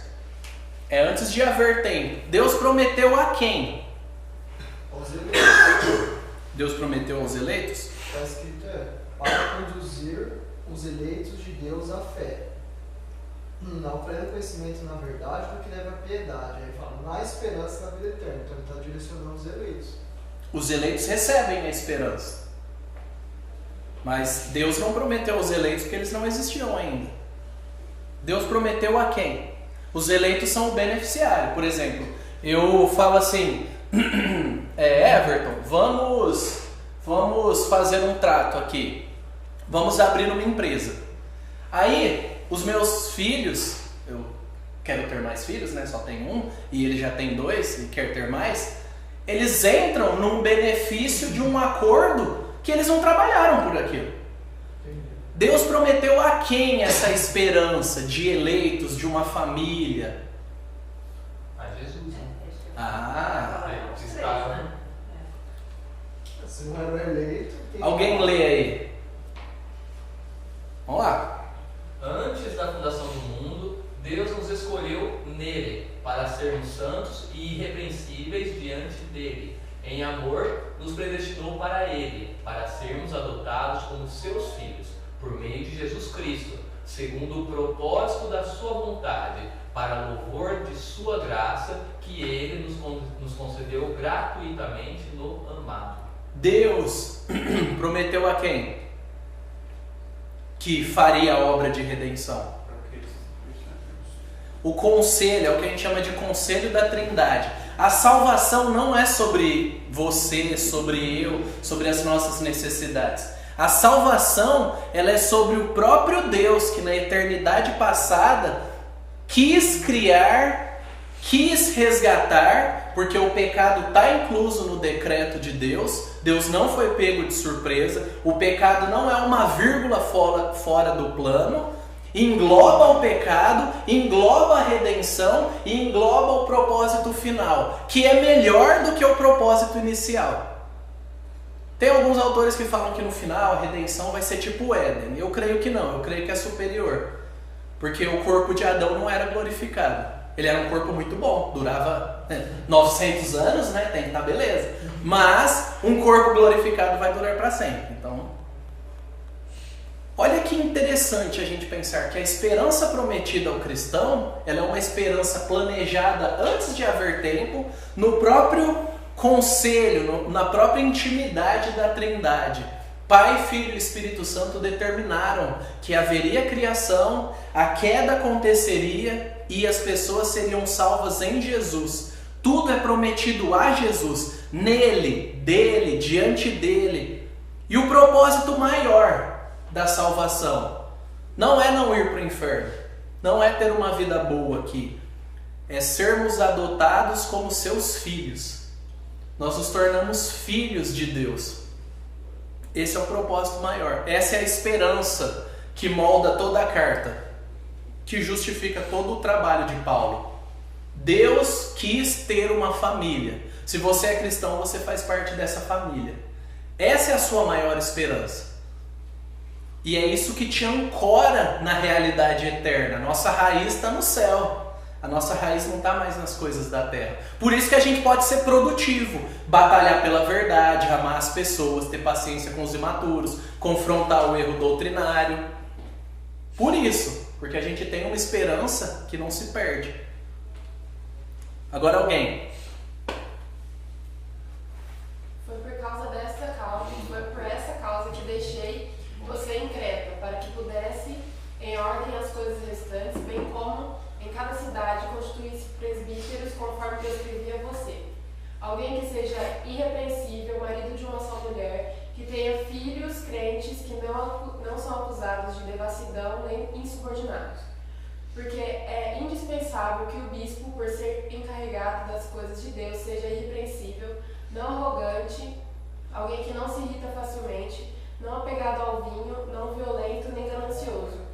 Pelo contrário, o bispo deve ser hospitaleiro, amigo do bem, sensato, justo, piedoso, deve ter domínio em si, ser apegado à palavra fiel, que está de acordo com a doutrina, para que possa exortar pelo reto ensino e convencer os que contradizem esse ensino. Beleza?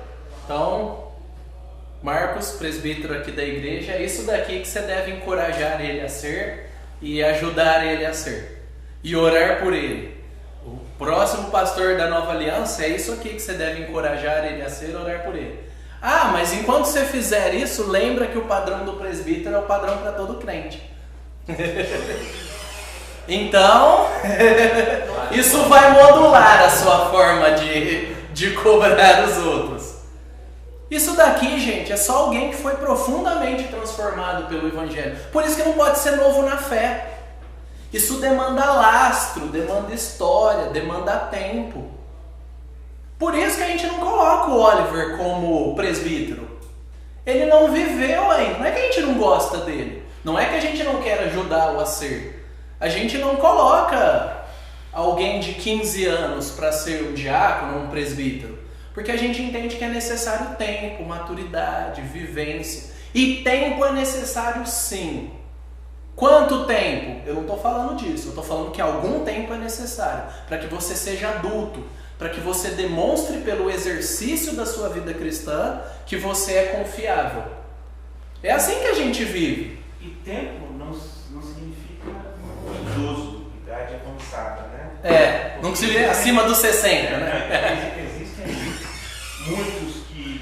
Quando você faz maturidade, é muito difícil você medir a maturidade, né? Sim. Porque acho que faz parte do processo de educação, você vai ser plenamente maduro quando estiver com Cristo, né? Então, assim... É muito interessante quando você vê pessoas maduras na idade, mas que não são maduros na fé. Sim.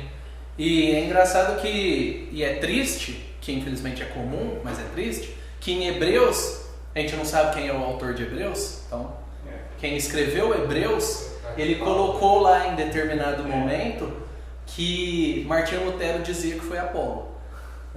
Legal, né? Coisa, só uma informação inútil pra você, mas é legal. Qual é o parâmetro? Qual é o parâmetro dele? Não sei, mas é legal. Mas se algum dia você quiser compartilhar uma informação pra você. Outros ainda acham que é Paulo e tal, mas não tem consenso. E aí ele fala, vocês já deveriam ser maduros, mas eu tenho necessidade de lidar como vocês sendo crianças, voltar no fundamento. É isso que nós não podemos ser como líderes de GP. Se nós somos líderes e você aceitou esse fardo, você precisa entender, você tem que ser maduro. Você precisa buscar a maturidade, você tem que almejar, ansiar. Não é uma coisa que você está fazendo para o pastor, para a igreja. Se reunir com os coleguinhas, estudar, orar e comer alguma coisa. Não, é um serviço prestado a Deus e à igreja, um serviço maduro. E demanda que nós sejamos maduros. E você percebe que não dá para ser maduro sozinho? Não existe o crente maduro isolado, o lobo solitário de Jesus. Se alguém tinha condição, era Jesus, ele não ficou sozinho. Os apóstolos não ficaram sozinhos. Não vamos ser eu e você que vamos viver sozinhos, desconectados, isolados e vamos amadurecer. Não, a gente precisa de corpo, de igreja. Isso daqui é um ser que acontece enquanto a gente vive igreja, tipo carrinho de bate-bate. Carrinho de bate-bate para você bater, igreja para você ser lapidado. E a gente gosta de bater assim às vezes, né? Isso é pecaminoso, mas eventualmente a gente vai lidar. A questão que o Luiz falou, né? Por exemplo, tem os costumes. Costume é algo que eu entendo que a gente aqui tem. A gente lê a Bíblia, convicção imutável, e a gente aplica desse jeito. Mas há possibilidade de ser aplicado diferente. Liturgia, o jeito que a gente faz EBF, sei lá, alguns jargões que a gente usa. Tudo isso tem espaço. Agora a doutrina, o evangelho, que é o poder de Deus para a salvação, as nossas convicções bíblicas, tem que ter comunhão? Sim. Tem que contribuir financeiramente se você pode? Sim. Tem que contribuir com o seu tempo e serviço? Sim. Tem que amar os outros? Sim. Tem que crescer? Sim. É bíblico, não é opcional, não é pra gente viver do jeito que a gente quer. Até posso fazer uma pergunta pensando na questão de liderança, justamente nesse versículo. Vamos supor que aparecesse uma situação de uma indicação de um pastor que se divorciou há uns 10 anos, tal, mas hoje formou uma nova família e tal, e quisesse participar do processo de sucessão pastoral da igreja. Essa é uma pergunta Não, que eu não tenho autoridade para responder, porque... Gente, calma. Aí, ó, vocês estão tomando tempo, viu? Depois vocês vão reclamar que eu... Tá tocando fogo no parquinho. Fogo no Marquinhos. Quando a gente pensa nessa questão de doutrina, às vezes a gente começa a imaginar assim, não vou pedir respostas não, Marcos, tá tranquilo. A resposta está na palavra. Exatamente, mas aí para você... A interpretação é que pode ser. E aí a gente fica imaginando, e aí me corrijam se eu estiver errado, que às vezes pode ter uma pessoa que fala, não, mas puxa vida, Deus já perdoou ele. Porque a gente às vezes vai de uma forma piedosa, né? Todas, Deus já perdoou ele já prestou contas, prestará contas e tudo mais. Não vejo nenhum problema dele ser o pastor dessa igreja. E aí por uma questão de interpretação, e aí de novo, a doutrina entrando assim devagarzinho e de repente, por que não? Por que não? Sim. Ele fala bem, ele prega bem, ele faz isso, ele é um bom líder e tal. Sim. E aí de repente a gente desobedece. Mandamento, né? É só para dar um panorama assim, né? Nossa igreja já teve indicação de presbítero para presbítero de alguém que era divorciado e esse alguém não foi pra frente. aprovado. O que eu já vi foi que a gente não apoiaria um pastor recasado. Então, marido de uma só mulher significa uma só mulher, não é uma por vez, a não ser que ela morra. Que aí se ele ficar viúvo e casar de novo, segue o jogo. Aquilo quer dizer que ele tem um monte de mulher fora também. Exatamente. Confunde. Ou eu posso pegar e falar, não, mas ele nem é casado, então ele não pode ser. Então, isso já é outro ponto. Isso não é o que a Bíblia diz. Mas diz que se ele for casado, então, se ele for casado tem que ser marido de uma só mulher, porque senão a gente desqualificaria Paulo. Que aí não é casado, não serve, né? Enfim. Eu acho Mas que essa descrição de Paulo, de como tem que ser, é para evitar isso. Porque é a questão assim, olha, se ele for assim, não tem que você chegar e falar assim, mas eu não vou fazer isso porque ele está fazendo isso, eu não vou fazer aquilo porque ele é irrepreensível. Por exemplo, ele pode ter pedido perdão, não sei em que circunstância se deu o divórcio. ele ainda é cristão. A fora do divórcio, o segundo casamento, assim, sabe, são inúmeras coisas que podem acontecer que a gente falaria é irrepreensível, não tem o que falar. Tipo assim, a moralidade, ou seja, a autoridade de alguém que você não tem o que repreender conduzindo a igreja, né? Sim. E uma questão interessante, né? É justamente para evitar trazer essas coisas do novo mundo, né? Do que pode tudo, né? Sim. E aí você abre, mas então é para que não se questione, né? Uma simples frase pode te abrir uma série de interpretações e você começa a abrir mão, né? A ceder algumas coisas. Negociar. Quando você vai ver a doutrina, a cobrinha já entrou, já fez uma festa. E uma coisa que a gente precisa lembrar nisso, a gente precisa lembrar, isso daqui não foi escrito no linguajar extremamente elevado para acadêmicos. Foi escrito para que o pessoal lesse e entendesse o que Paulo está falando. Não é que não tem dificuldade, mas é que isso daqui é uma descrição, é checklist. Ok, não ok, então não ok. Tipo, ok, não estar ok. Ele é cristão, ele serve, ele vai ter dons, mas ele não vai ter o ofício, a responsabilidade diante do corpo, diante de toda essa igreja mista que vai ter inúmeras histórias e dificuldades. Então é um cuidado. Existem igrejas com pastoras? Existem. Elas podem pregar a palavra corretamente? Podem. É bíblico? Não. Simples. Elas são inferiores? Não. Elas são mulheres no lugar errado. Por quê? Porque não é bíblico. E lembrando, né, Mário? Todos nós temos a responsabilidade de pastorear uns aos outros. Sim. Não necessariamente sermos... O ofício, né? A função estrutural de pastor. Liderança é para cristãos maduros. Bom que vocês assimilaram, eu estava inserindo isso na mente de vocês. Cristãos melhores. Cristãos com cristãos. Melhores? Não. Ainda bem que ninguém falou, né? Graças a Deus. Que tipo de pessoa deve liderar a igreja? Cristãos maduros. Se você entende que não é maduro, ande com alguém. E se em última instância você falar assim, não estou pronto para liderar, não lidere, mas não desista, não jogue fora, porque um dos indícios da maturidade é não ser inconstante. Pessoas inconstantes não são maduras. Avalie, ande com alguém. Eu ando junto com algumas pessoas, né? Eu ando junto com o Lucas, eu ando junto com o Everton, cotidianamente eu marco com o Marcos, Domingos. Tem várias coisas. Mário, só tem uma coisa importante, se você acha que a gente está maduro, ande com pessoas. Sim, eu ia molhar o bico.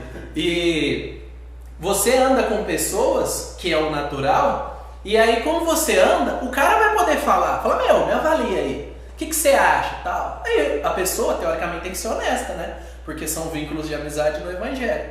Só que você não joga isso fora. Tipo, agora eu já cheguei num ponto que eu posso não andar sozinho. Isso daí é pedir para cair em pecado.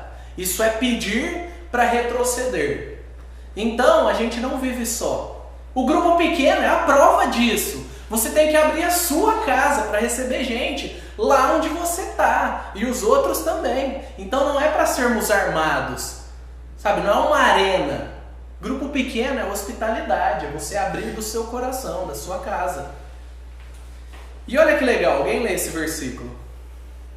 Epáfras, que é da igreja de vocês, manda saudações. Ele é um servo de Cristo Jesus que está sempre lutando por vocês em oração, para que vocês se conservem maduros e plenamente convictos em toda a vontade de Deus. Olha que lindo, assim, Colossenses é lindo, né? Filipenses enfim, a Bíblia é linda. Mas, olha que lindo isso.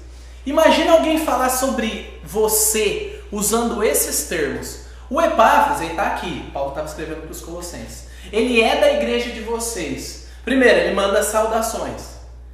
Ele é um servo de Cristo que está sempre lutando por vocês em oração. Para que ele tenha um objetivo claro, não é estar orando por estar orando. Para que vocês se conservem maduros. Para que vocês cheguem num pleno desenvolvimento espiritual. Eu não só quero que você se desenvolva no seu trabalho, tenha dinheiro, seus filhos sejam saudáveis. Eu quero isso também. Mas que você seja maduro.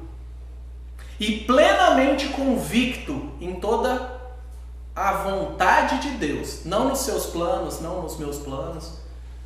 Maduro e convicto. A base da maturidade é convicção e obediência. Não tem como ser maduro sem ser convicto. Você precisa de alguma verdade para você pôr o pé e te segurar na hora que a crise vem, na hora que a doença vem, na hora que você olha para a pessoa que está do seu lado e fala, essa pessoa parece que está morta por dentro. Nada do que eu falo, que eu oro, que eu encorajo, dá efeito. Continue, porque a palavra te dá essa base. Seja maduro, não seja inconstante. Esse é o convite, né? E a liderança é para pessoas maduras. E o maduro sempre sabe que não é maduro bastante. Esse é um dos pontos legais. O maduro sempre sabe que não é maduro bastante. Vamos lá. Alguém está enxergando? Eu vou fazer diferente. Eu vejo que está enxergando 10 a 16. Então vamos lá. Eu leio Porque o próximo, existem. então. É isso aí. Porque como eu estou com a mesma versão, eu leio aqui que fica mais fácil. Assim que eu consegui, né? Meu Deus. Porque existem muitos, especialmente da circuncisão, que são insubordinados, falam coisas sem sentidos e enganam os outros. É preciso fazer com que se calem, porque andam pervertendo casas inteiras, ensinando o que não devem, com a intenção vergonhosa de ganhar dinheiro. Foi um dos cretenses, um próprio profeta deles, que disse: os cretenses são sempre mentirosos, feras terríveis, comilões, preguiçosos. Este testemunho é verdadeiro, portanto, repreenda-os severamente para que sejam sadios na fé e não se ocupem com fábulas judaicas nem com mandamentos de gente que se desvia da verdade. Todas as coisas são puras para os puros, mas para os impuros e descrentes nada é puro, porque tanto a mente como a consciência deles estão corrompidas, afirmando que conhecem a Deus, mas o negam por meio do que fazem, É por isso que são abomináveis, desobedientes e reprovados para qualquer boa obra. Beleza. Daqui é um bloco para a gente saber. Capítulo 1, versículo 16. Afirmam que conhecem a Deus, mas o negam por meio do que fazem. E por isso que são abomináveis, desobedientes e reprovados para qualquer boa obra. Ele está falando de quem aqui? De qualquer crente que eu não gosto? Ele está falando dos falsos mestres. Pessoas que se agarram à heresia e querem ensinar errado e querem causar divisão na igreja e querem poder, querem dinheiro. São pessoas que se interessam por minúcias e não pelo evangelho. Aqui ele não está falando de cristãos imaturos com dúvidas legítimas. A gente precisa ser maduro o suficiente para separar. A vida mostra a doutrina do pastor, do presbítero, do diácono, mas do líder de grupo pequeno também. Às vezes a gente não sabe como relacionar as coisas, né? A vida mostra a doutrina. Como é que eu sei que você é cristão? Não é só conversando com você e pedindo para você escrever. Eu vou pedir razão da sua fé, mas eu preciso ver você. A gente precisa aprender a se ver. A gente tem que ver o nosso grupo, olhar para as pessoas, olhar na face delas, saber quem elas são, se relacionar. Ser líder de grupo pequeno por si só já seria cargo suficiente para você não ter outro, se você seguir o que você vê como parâmetro do ministério. Você vai ter que estar com pessoas, orar com elas, investir tempo, vai ter que preparar estudo, vai ter que estudar, participar de treinamentos como esse, encontros com a liderança. Dá trabalho, não é tipo uma coisa secundária. Tem o meu ministério e aí eu quebro um galho lá liderando um GP. Não, mude isso no seu coração, é algo muito importante. Você está cuidando de gente, você está modelando um padrão para as pessoas. Perfeito? Não, a gente já tem um padrão perfeito, mas você é um padrão plausível e a liderança ela implica isso. Afirmam que conhecem e vivem como conhecendo, inclusive quando se arrependem. Esse é o padrão do cristão. Afirma que conhece, fala, explica, abre a boca, mas vive de uma maneira coerente. E o que a gente faz quando peca? Que a gente vai pecar. O que a gente faz quando peca? A gente se arrepende e faz o quê? Pede perdão e volta para o mesmo caminho de antes. Não é como se tudo fosse jogado fora. A gente pede perdão. Pedir perdão não é para ser uma coisa gigante na nossa vida. É para ser uma prática. Por quê? Porque pessoas que são humildes e que amam umas às outras sabem que vão pecar umas contra as outras. E sabem que vão ter que pedir perdão. E ok. Aí eu estava pensando, né? Você fala de maduro, né? Então vamos supor, grupo pequeno. Então vamos supor, tem de maduro, tem de novo, tem várias pessoas ali. Loucura. Grupo pequeno é. Você vê, né? O dia que você foi lá, ele estava estudando pecados indocáveis. Então são pecados sutis. Sim. Mas você percebe que muito crente maduro achava que aquilo ali não era pecado. Então aí não pede perdão, não se arrepende porque ele acha que ele não está pecando, né? Mas aí são coisas sutis, por exemplo, o pecado da língua. Não, eu não fofoco, não é só fofoca, né? Estudando bem a fundo ali. Porque às vezes um comentário que você faz ali, peraí, precisava, é verdade? Sim. Vai edificar? Não vai, então não fala, exemplo, né? Então, nossa, a pessoa fala, não percebia isso. Eu não sabia, mas isso é pecado?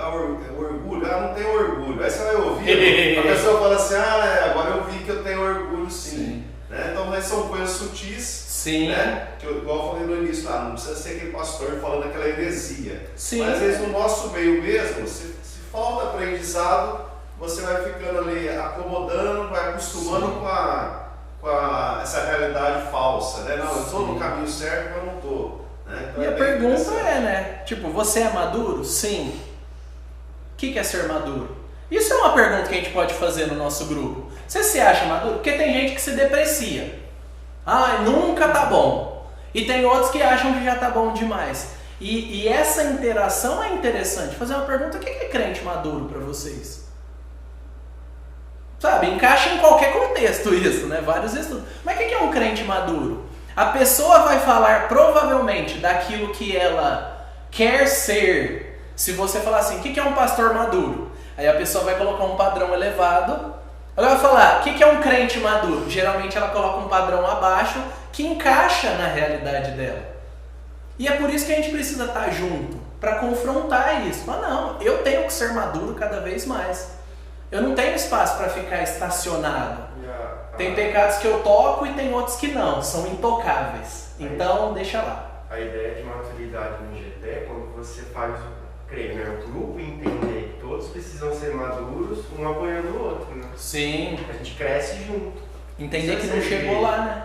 Ninguém chegou lá. Você não chegou lá, o Domingos não chegou lá, o Marcos não chegou lá, ninguém chegou lá. Os nossos irmãos cristãos que morreram chegaram lá. Eles já se encontraram e foram renovados. Nós estamos em processo. Por isso que muita paciência e ânimo. Ânimo, porque quanto tempo a gente viver, a gente vai ter Deus trabalhando em nós e nos movendo. Eu fui só para comentar, que uma vez eu meditei sobre isso, eu fui num aniversário, fui numa casa de uma pessoa, uma senhora, uma irmã da igreja, fazendo 80 anos, né? E aí foram orar e tal, e ela falou assim, o meu orgulho de chegar nos 80 anos é nunca ter me desviado da palavra, nunca ter envergonhado o nome de Deus. E eu falo assim, isso é uma ideia de maturidade, você chegar com 80 anos e falar, é meu orgulho, porque para não envergonhar o nome de Deus precisou de muita oração, de muito submissão, observar, aprender com os mais velhos, né? Hoje ela ensina, mas ela deve ter aprendido com os mais velhos, né? Então eu acho que isso é um exemplo de maturidade, né? Você falou, você chegou lá na glória ainda. Meta correta. Mas é uma meta correta. Metas não são ruins. Metas absurdas e não bíblicas são ruins. Metas que não ferem a Bíblia, que de alguma forma te ajudam, ok. Mas o problema é que a gente tem convicções fortes sobre coisas insignificantes e convicções fracas sobre coisas importantes. E a maturidade é fazer essa transição. Convicções fortes sobre o que realmente é importante e capacidade de lidar com aquilo que é secundário, com aquilo que eu posso abrir mão. Claro, uma coisa que uma vez eu ouvi, acho que todo mundo estava comentando, né? Uma das reuniões que eu participei, que eu não sei qual foi, dizendo que a gente tem muita dificuldade na interpretação das palavras na língua portuguesa. Principalmente o português, nosso português, né? As palavras dão muitas possibilidades de entendimento, algumas palavras, né? Um pouco difícil. Aí, trazendo um pouco o que o Luiz falou, a gente corre o risco da ignorância, mesmo sendo velho na fé, por não compreender essas palavras, né? Talvez corre mais risco do que o novo, porque o novo sabe que é ignorante. Isso. O mais velho, talvez não. Talvez não saiba que é ignorante, e pode ser ignorância mesmo por ter ouvido dessa forma, nesse esclarecimento, né? Quando você coloca aquela palavra que você colocou há pouco aqui, como foi? Imparcial? Piedade. Né? Quando você coloca essa palavra piedade, eu tenho certeza que 99,9% das pessoas pensam em piedade como a compaixão pelo outro, né? E não, olha que ênfase de diferença que dá isso e o que isso dá de diferença na transformação de vida. Então, esse é o cuidado, né? Porque às vezes a gente não coloca, por isso que às vezes palavras rebuscadas de púlpito, a gente tem que tomar muito cuidado para ver se o entendimento é comum. Sim, tem que ser explicado, né? Tem que ser bem explicado, bem esclarecido, para realmente que você pegue a essência daquilo, e aí sim, né, Luiz? Transforma em verdade. Né? E o objetivo de todos nós, como líderes de GP, ensinadores, discipuladores, pais, amigos, gente que ama Jesus, é ser claro, não falar do jeito que eu gosto. Eu preciso ser claro, não é opcional. Não é falar do jeito que eu gosto, com as palavras que eu gostaria, mas é falar a verdade que Deus quer, que Ele coloca sobre mim como responsabilidade, do jeito que aquela pessoa precisa entender. Não é mudar a verdade, mas é me moldar para que eu consiga ser um instrumento mais adequado de comunicação, né? E o grupo pequeno está lá semanalmente, sabe? Nutrindo, ensinando, corrigindo. A nossa meta não é mudar tudo em 1 mês, 2, mas é ao longo de anos ver maturidade em nós e nos outros. A gente vai ter que correr, obviamente, como vocês perceberam, né? Mas o conteúdo tá para vocês, estudem, leiam em casa com a esposa, enfim, né? Padrão de Tito. O que Deus espera, né? O que Paulo coloca? mas você ensine o que está de acordo com a sã doutrina, padrão do pastor, do presbítero. Está de acordo com a sã doutrina? Ensina. Não tá, não ensina. Tem dúvida? Vai estudar, aprende e ensina depois se tiver certeza. Não é me ancorar no que a primeira pessoa que eu encontrei no Google acha. Admita, você não tem todas as respostas, eu não tenho, ninguém tem. Seja humilde em algum momento, né? Como líder de GP. Seja você mesmo um exemplo de boas obras. No ensino mostre integridade, inteireza, coerência, reverência a Deus, linguagem sadia, que envolve não fofocar, não falar besteira, não falar podridão, envolve tudo que a língua pode fazer de mal que a gente sabe. E seja irrepreensível, ou seja, resolva os seus BOs, resolva as suas rusgas, pede perdão para quem tem que pedir perdão, se aproxima de quem você sabe que tem que se aproximar, esclarece, trate. Homens idosos, que sejam moderados, equilibrados, respeitáveis, sensatos. Não é desculpa para viverem desconectadas. Mulheres precisam de mulheres assim como homens precisam de homens. A gente precisa de amigos, a gente precisa de gente. Amar o marido, os filhos, serem sensatas, puras, boas donas de casa, bondosas, sujeitas ao marido para que a palavra de Deus não seja difamada. Hoje mulheres trabalham fora. Muda a dinâmica. Claro que vai mudar. Agora, significa que ela não tem que ser isso dentro da condição que ela tem? Não. Significa que ela vai ter outros afazeres e que vai dificultar um pouco esse processo. Cuidar da casa trabalhando fora é difícil para os dois. Qual que é a função do marido que se sacrifica como Cristo amou a igreja? Não é ficar deitadão de boa no tempo livre. Não, é compartilhar, é ajudar.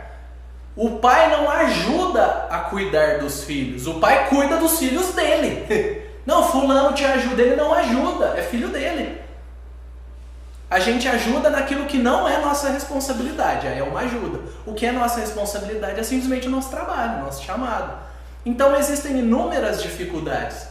Não desprezemos as mulheres que trabalham fora e não superestimemos elas também como se fossem melhores do que as que ficam em casa. E não desprezemos também as que ficam em casa. Entendeu? É equilíbrio. É o chamado de Deus e a família de cada um.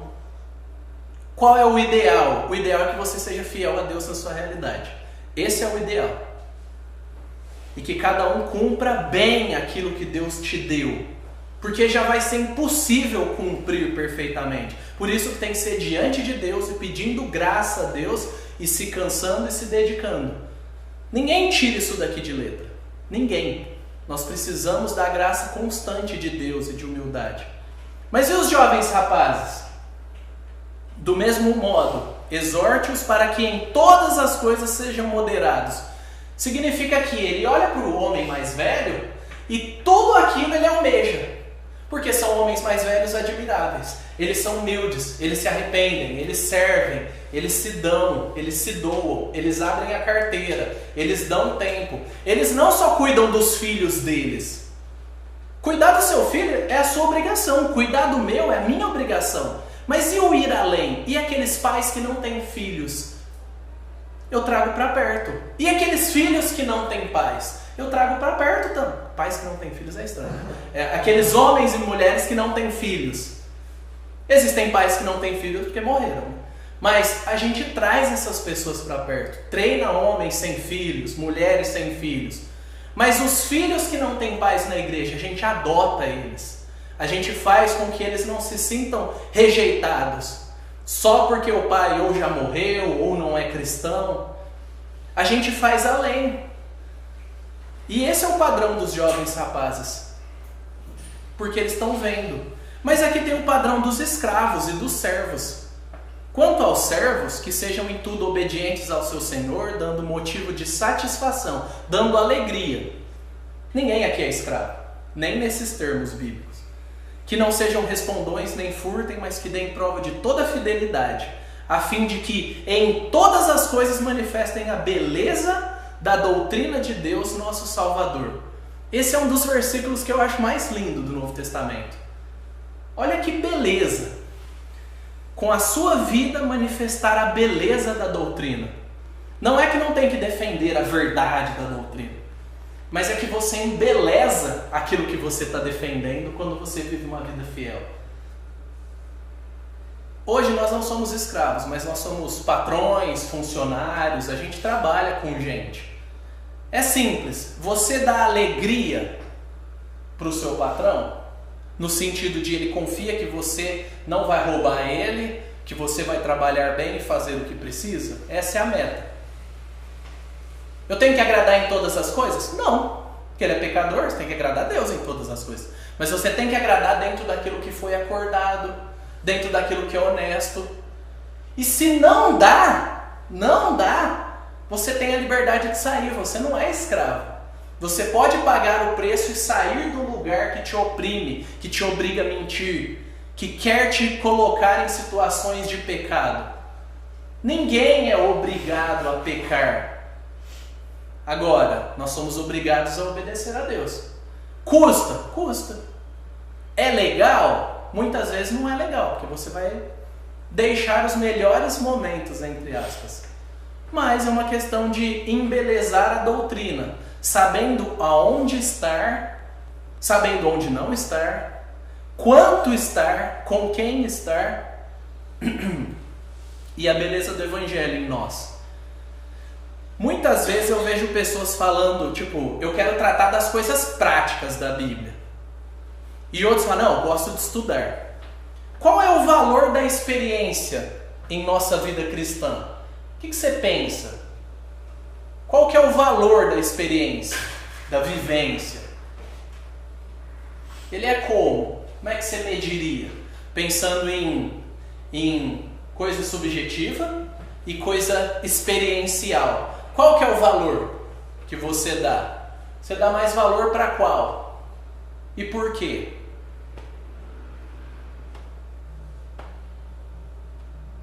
O que vocês acham? Eu acho que a experiência ela facilita bastante as coisas, pensando na vida prática, porque se a gente fica só no nosso quarto, meditando na palavra, não coloca em prática, também não recorre a pessoas experientes, vai ser difícil colocar em prática. Quando a pessoa, um mais velho ou uma mulher mais velha, já passou por aquilo que eu estou passando hoje, ou eventualmente eu já passei, né? Ela ajuda a facilitar, ó, vai por esse caminho, vai por esse aquilo outro, faz isso, faz aquilo, pensa dessa forma. Eu acho que é encurtar o caminho onde eu quero chegar. E qual que é o valor que você dá para a experiência nesse caso? Acho que é essencial. Dá para separar? Não. Dá para tipo, não, só quero experiência ou não quero experiência, quero só a teoria, só... Porque assim, eu estou fazendo faculdade, hoje eu estudo e tal, tenho a teoria. Mas se eu não colocar em prática e não chegar nas pessoas que têm a experiência, a vivência, eu não vou ser um bom profissional, não vou ser um bom aluno, não vai servir de nada só a teoria ali. Exatamente. Não dá para separar, é vital, é sine qua non, não dá para falar qual é o valor da experiência, ela é mais importante. Pare de falar assim se você fala, que às vezes a gente fala, não, tem coisa que, né, a gente não precisa estudar tanto, a gente já sabe. Quem sabe? Você? Seu grupo pequeno sabe? Será que sabe? Eu gosto de falar uma coisa, o óbvio deve ser dito. Porque muitas vezes é onde a gente peca. A gente vai e esquece do óbvio, da verdade essencial. Então o valor da experiência é manifestar a doutrina. Você manifesta o que você crê. Se olhar para a sua vida, dá para saber o que você crê. O jeito que você gasta seu tempo, que você não negocia. Eu não negocio ver tal programa, eu não negocio tal esporte, eu não negocio tal viagem, eu não negocio tal valor, eu não negocio isso ou aquilo, tal ministério, eu não negocio tal formato. Tem coisas que você não negocia e elas dizem muito sobre você. E tem coisas que você negocia com facilidade e elas dizem muito sobre você também. Mas o objetivo é assimilar a doutrina, mas manifestar a beleza da doutrina de Deus. Ele é o nosso Salvador. Se você é cristão, Ele é o seu Salvador. Você precisa de um Salvador. Ele é essa pessoa. Então o nosso objetivo é equilibrar o estudo. Estudar é importante? Sim. Mas por que é tão difícil a gente colocar um treinamento a cada 2 meses, avisados no começo do ano, e as pessoas virem? 2 horas, 3 horas é muito. Quantas horas você gasta no grupo pequeno ensinando, como o Luiz falou? Você vai ensinar o quê se você não aprende? Que autoridade você vai ter? Não, mas eu tive muitos anos, eu já fiz muito. Então faz agora o que dá. Faz o que dá, mas se capacite. Porque a autoridade não vem com o cargo. Com o cargo vem as atribuições. A autoridade vem com a vida no padrão bíblico. Não é automático. A pessoa pode até te ouvir, te tolerar, mas quando ela te conhece, ela te admira. E nós admiramos pessoas que são admiráveis nos termos que a gente valoriza. Então nós precisamos ser os líderes que nós esperamos que nós tenhamos. Nós precisamos ter essas características. Eu valorizo alguém que estuda, eu vou estudar. Eu valorizo alguém que é cordial, sabe lidar, sabe falar, eu vou me aproximar dessas pessoas também e aprender. Que nós sejamos os líderes que nós esperamos. A gente não vai conseguir terminar, mas pelo menos essa parte a gente precisa lidar, que é a base evangélica. Para mim, eu amo Tito, tá? Eu que escolhi Tito, eu que escolhi estar aqui, eu escolhi no CCB também. É o tipo de carta que eu acho que assim, ela é sempre necessária, porque ela toca todo mundo de todas as formas necessárias. Mas essa explicação do Evangelho é para você ter no seu, sei lá, caderninho, na sua caixa de recursos, quando for falar sobre o Evangelho, para os seus filhos, para alguém novo na fé, para alguém imaturo. Alguém lê, por favor. Porque a graça de Deus se manifestou trazendo salvação a todos. Ela nos educa para que, renegadas a impiedade e as paixões mundanas, vivamos neste mundo de forma sensata, justa e piedosa, aguardando a bendita esperança e a manifestação da glória do nosso grande Deus e Salvador Jesus Cristo. Ele deu a si mesmo por nós, a fim de nos remir de toda iniquidade e purificar para si mesmo um povo exclusivamente seu, dedicado à prática de boas obras. Isso. A graça de Deus se manifestou. Ela se manifestou em Cristo. E ela traz salvação a todas as pessoas do mundo? É isso que está falando aí? Ela traz salvação a todos os tipos de pessoa. Quais tipos? Como os grupos que ele falou. Mulheres idosas, homens idosos, jovens, as jovens, os jovens, todo tipo de gente. Ela se manifestou e traz salvação, mas ela não só traz salvação, ela não para aí. Deus não quer só que nós sejamos salvos. Ele quer que nós cresçamos. Ela nos educa, ela treina, ela exercita até nós ficarmos experientes. É isso que a graça faz. É muito legal você pensar que a graça de Deus está trabalhando dentro de você. Não simplesmente está salvo, pronto, acabou. Agora é você que lute, né? Usando um termo bem atual que os outros usam aí. Eu que lute. Não. O Espírito Santo, próprio Deus, dentro de você, te educando. É muito mais difícil ser educado quando eu não quero ser educado. Então, o nosso problema é atrapalhar aquilo que o Espírito Santo está fazendo. Não é como se Deus estivesse neutro e aí eu vou e ligo Deus e desligo Deus. Quando eu oro e leio a Bíblia, eu ligo Deus. Depois, não. O Espírito Santo está atuando em nós, nos transformando. A gente ou atrapalha ou a gente se submete. Ela nos educa a viver de forma sensata, justa e que é o que a gente falou. Aguardando a bendita esperança que a gente falou. E a manifestação da glória do nosso grande Deus e Salvador Jesus Cristo. A sua expectativa não pode ser maior sobre qualquer outra coisa, o tempo todo, o resto da sua vida, que não ser resgatado por Cristo e estar com Ele. Isso é algo que se nutre. Conviva com gente que ama Cristo. Lute contra os seus pecados que você vai começar a valorizar a volta de Cristo. Imaginar um dia que você vai acordar sem desejos pecaminosos, sem ter que lidar com os pecados dos outros, das pessoas que você ama, disciplinar a criança, confrontar a esposa, confrontar marido, confrontar a gente de GP. Essa esperança é para nutrir a gente, para a gente trabalhar aqui. A gente espera, isso nos nutre, aí a gente trabalha aqui com afinco. Não é simplesmente para ficar na nossa cabeça. E se você quer um exemplo de por que vale a pena se dedicar ao GP e a outras pessoas, Ele deu a si mesmo por nós a fim de nos remir de toda iniquidade e nos purificar para Ele. Um povo exclusivamente dele, dedicado a quê? Trabalho. Povo exclusivamente dedicado ao trabalho de Deus, ao povo de Deus, à maturidade do povo de Deus, para a glória de Deus e para a nossa...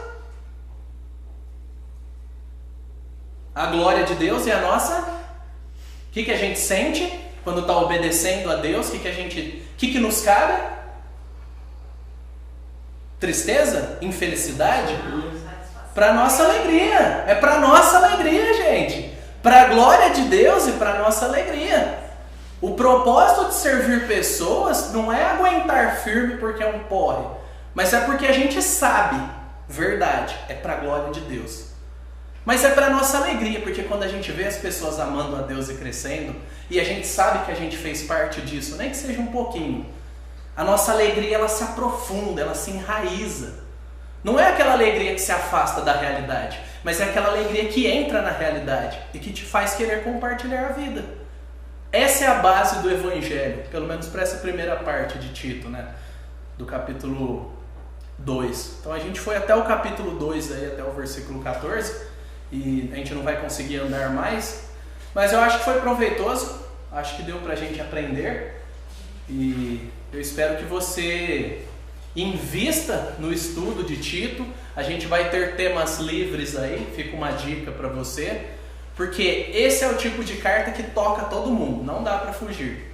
E o livro Tito para você é uma excelente obra para estar na sua biblioteca, para discipular seus filhos, para culto familiar, para treinar líderes, serve para tudo. E é barato, barato e bom, aquilo que a gente gosta. Vou pedir para quem o Marcos orou, né? Agora eu vou pedir para alguém mais novo orar. Vou pedir para o Oliver, que é o mais novo. Não, a Fernanda é mais velha. Não, eu sou mais novo. Você é o mais novo aqui. Você se orgulha disso? Ninguém tá ligando. Não é algo. Não posso fazer nada sobre. A gente se alegra por você estar aqui e ser o mais novo. Obrigado. Senhor Deus, muito obrigado por essa carta de Tito que pudemos estudar pela manhã.